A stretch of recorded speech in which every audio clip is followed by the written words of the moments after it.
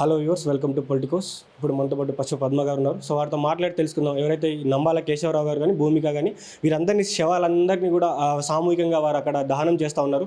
ఎందుకు స్వరాష్ట్రాలకు పంపించలేదు, వారి అభిప్రాయం ఏంటో కూడా అడిగి తెలుసుకుందాం.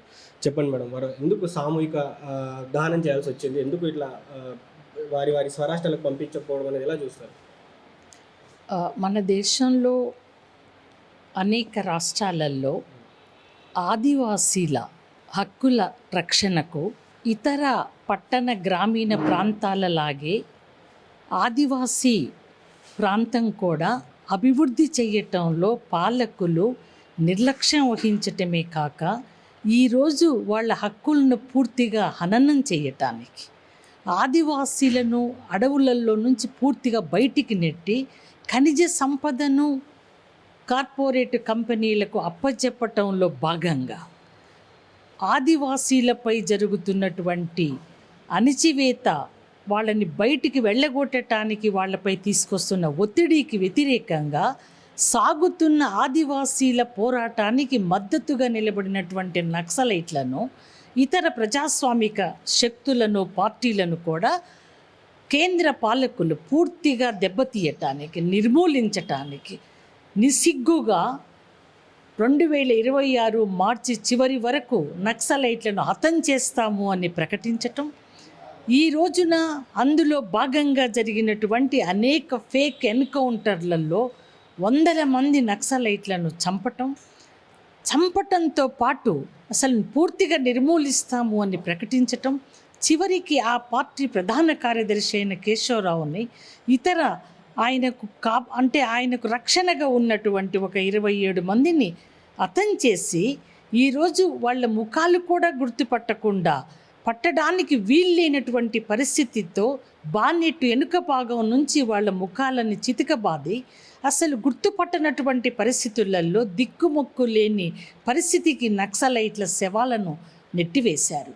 కుటుంబాలకు ఇవ్వటానికి ఇస్తాము అని ప్రకటించటమే తప్ప ఇవ్వటానికి కూడా పూర్తిగా నిరాకరించి చివరికి వాళ్ళే దహనం చేయటం. ఎవరిచ్చారు ఈ దేశంలో ఒక శవాన్ని కుటుంబ సభ్యులు కాక పోలీసు, అందులో నిరంకుశ పాలకులు దహనం చేయటానికి? ఇది రాజ్యాంగ విరుద్ధం, చట్ట విరుద్ధం కూడా. ఇటువంటి చర్యకి ఎందుకు పాల్పడ్డారు కేంద్ర పాలకులు అంటే శవాలను చూసి కూడా భయపడుతున్నటువంటి పరిస్థితి కేంద్ర పాలకులది.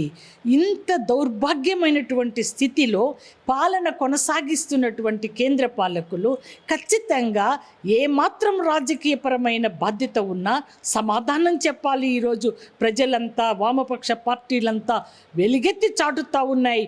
కారణం చెప్పమని ఒకవైపున నక్సలైట్ల త్యాగాల పట్ల, నక్సలైట్ల యొక్క వారి పందాన్ని అందరము అంగీకరించకపోయినప్పటికీ సిపిఐగా వారి పందాన్ని మార్చుకోమని చెప్తా ఉన్నాం నక్సలైట్లది.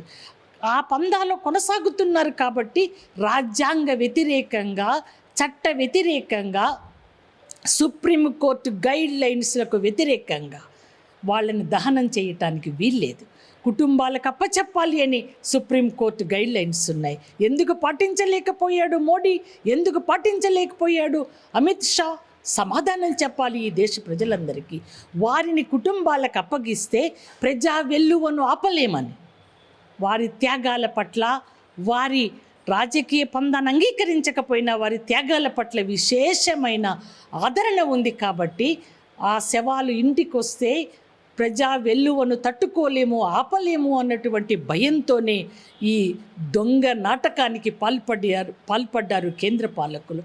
ఇది చాలా క్షమించరాని నేరం. ఇది ఒక కిరాతకమైనటువంటి విషయం.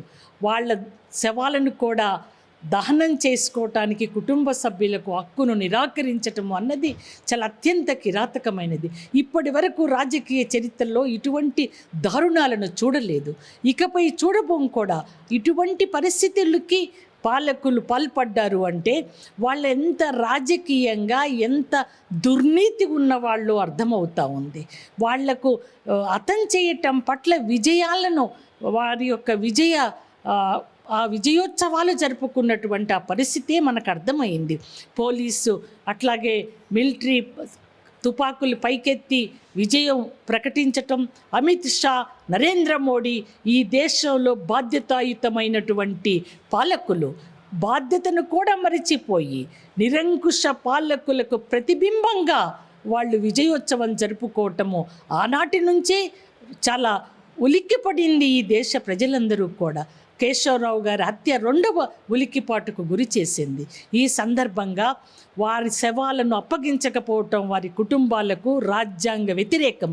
సుప్రీంకోర్టు నిజంగా ప్రజా హక్కుల పట్ల వాటి రక్షణ పట్ల కృత నిశ్చయంతో పనిచేయటానికి సిద్ధంగా ఉంది. కాబట్టి దీన్ని సుమోటోగా తీసుకొని అమిత్ షాని, నరేంద్ర మోడీకి ఖచ్చితంగా నోటీసులు పంపాలి అని, సమాధానాన్ని రాబట్టాలి అని, ఈ రాజ్యాంగ వ్యతిరేక చట్ట వ్యతిరేక చర్యలకు పాల్పడినటువంటి వారు ప్రధానమంత్రి అయినా సరే, ఇంకా ఇతర ఏ రకమైన బాధ్యతలలో ఉన్నా సరే ఖచ్చితంగా శిక్షించటానికి సుప్రీంకోర్టు సుమోటోగా తీసుకొని కేసు విచారణ చేయాలి అని, న్యాయ విచారణ జరపాలి అని.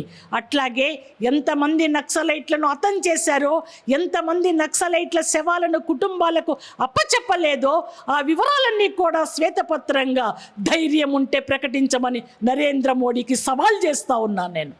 మేడం, ఇది ఏదైతే వారికి దండకార్యంలో పట్టిన పరిస్థితి ఏదైతే ఉందో, ఈ పరిస్థితికి ఒక విధంగా ఇక్కడ ఉన్నటువంటి ఎర్రజెండా పార్టీలు కూడా అనుకోవచ్చా? ఎందుకు ఎర్రజెండా పార్టీలు పలసనైపోయాయి? ఎందుకు రోడ్లపై రావట్లేదు? ఎందుకు వారికి మద్దతుగా నిలవట్లేదు క్షేత్రస్థాయిలో? ఒకప్పుడు ఎర్రజెండా పార్టీలు అంటే మా చిన్నపడితనంలో ₹1 పెట్రోల్ ఆటన పావులా పెరిగిన కూడా రోడ్లపైన వచ్చి ధర్నాలు చేస్తే ఒక్కొక్క పార్టీ భయపడేది. కానీ ఈ రోజున ఎందుకు ఎర్రజెండా పార్టీలు ఆ స్థాయిలో ప్రశ్నించలేకపోతున్నాయి? ఆ స్థాయిలో ఎందుకు కొట్లాడలేకపోతున్నాయి? ఎందుకు ఈ రాజకీయాల్లో ఈ సీట్ల కోసం, ఈ ఓట్ల కోసం ఎందుకు ఈ ఆటలు ఆడుకుంటా ఉన్నాయి? వారేమో అక్కడ దండకార్యంలో పోరాడుతూ ఉన్నారు, వీరేమో ఇక్కడ ఇలా రాజకీయాల కోసం ఇలా చేస్తూ ఉన్నారు. వీరు ఏదైతే సీట్ల కోసం కకృతి పడ్డారో వీరి వల్లనే వీరికి ఏదైతే దండకార్యంలో పోరాడుతున్న వారికి శిక్ష పడింది అనుకోవచ్చా? అది కరెక్ట్ కాదు. ఎందుకు కాదు అంటే, ప్రజాస్వామికయుతంగా పనిచేయాలి, ప్రజలల్లో కలిసి వారిని చైతన్యవంతం చేస్తూ రాజకీయపరమైనటువంటి పరిజ్ఞానాన్ని విస్తృతంగా పెంచటం ద్వారా ప్రజలను ఎక్కువ సంఖ్యలో విస్తృతంగా సమీకరించటం ద్వారా ప్రజా ఉద్యమాలు, ప్రజా పోరాటాలు ఈ దేశంలో ప్రధానమైనటువంటి పాత్ర వహించి తీరాలి అనేటటువంటి అభిప్రాయంతో వామపక్ష పార్టీలు కొనసాగుతూ ఉన్నాం. అందులో సిపిఐ కూడా ఒకటి. గతంలో కూడా నిజాం నిరంకుశ పాలనకు వ్యతిరేకంగా రైతులు సాయుధులై పోరాడుతున్నప్పుడు సిపిఐ పిలుపునిచ్చింది, సాయుధ రైతాంగ పోరాటాన్ని నిర్వహించింది. నిజాం నిరంకుశ పాలన అంతమైన తరువాత ఈ దేశంలో తెలంగాణ ప్రాంతం భాగమైన తరువాత సాయుధ పోరాటం అవసరమా కాదా అని అనేక చర్చలు నిర్వహించారు. అవసరం లేదు, ప్రస్తుత సమయంలో ప్రజలందరూ కూడా సమీకరించుకొని ప్రజా సమస్యల పరిష్కారంలో వారందరి భాగస్వామ్యం ద్వారానే ఈ సమస్యల పరిష్కారానికి నికరమైనటువంటి అగ్రగామి పాత్ర నిర్వహించాలి కమ్యూనిస్టు పార్టీగానే నిర్ణయం చేశాం. ఇప్పుడు కూడా ఇదే పందాలో ప్రజలను సమీకరించటం, వాళ్ళని చైతన్యవంతం చేయకుండా ఈ దేశంలో మనము వాళ్ళని చైతన్యవంతం చేయకపోవటం వల్లనే డబ్బుకు, ఇతరత్ర ప్రలోభాలకు లొంగిపోయి ఓటును కూడా అమ్ముకునేటటువంటి దుస్థితికి ప్రజలు చేరుకున్నారు. దీంట్లో నుంచి ఎవరు బయట పడేయాలి ప్రజలని? రాజకీయపరమైనటువంటి, సిద్ధాంతపరమైనటువంటి అవగాహన పెంచకుండా, వారి సమస్యల పరిష్కారంలో వారిని నిలపకుండా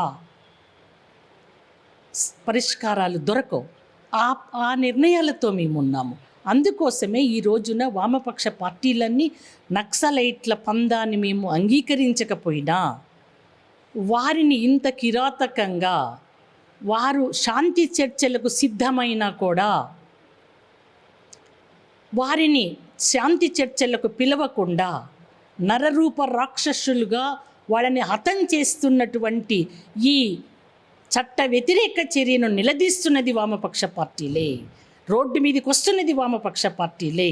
ఖచ్చితంగా ఆదివాసీలను అణిచివేసేటటువంటి ఉద్యమాల చర్యల పట్ల కానీ, లేకపోతే నక్సలైట్లను హతం చేసేటటువంటి విషయంలో కానీ నోరెత్తేది కమ్యూనిస్టులే. అనేక సందర్భాలలో నక్సలైట్లను విడుదల చేసుకున్న దాంట్లో వాళ్ళని అక్రమ అరెస్టులు చేసి వాళ్ళని ఫేక్ ఎన్కౌంటర్కి గురి చేస్తున్నటువంటి అనేక సందర్భాలలో భారత కమ్యూనిస్టు పార్టీ నిలబడింది, వారిని కాపాడుకోవటానికి ప్రయత్నించింది.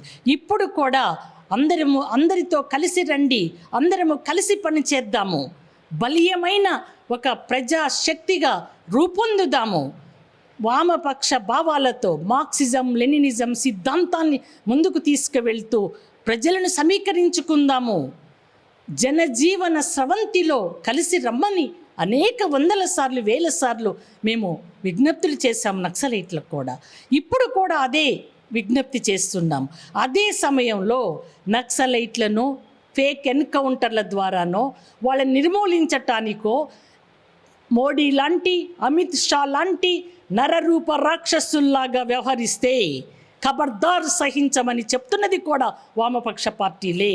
దీనికి ప్రజా ఉద్యమాన్ని నిర్మిస్తామని ఖచ్చితంగా మోడీ అమిత్ షా యొక్క దుర్నీతిని, ప్రజా వ్యతిరేక నక్సలైట్ వ్యతిరేక లేకపోతే ప్రజల పౌర హక్కులను అణచివేసేటటువంటి దీనికి వ్యతిరేకంగా నిలబడతామో విజయాన్ని సాధిస్తామని ఈ సందర్భంగా తెలియజేస్తున్నాను. Please subscribe to the channel and download the Politicos app from the links in the description.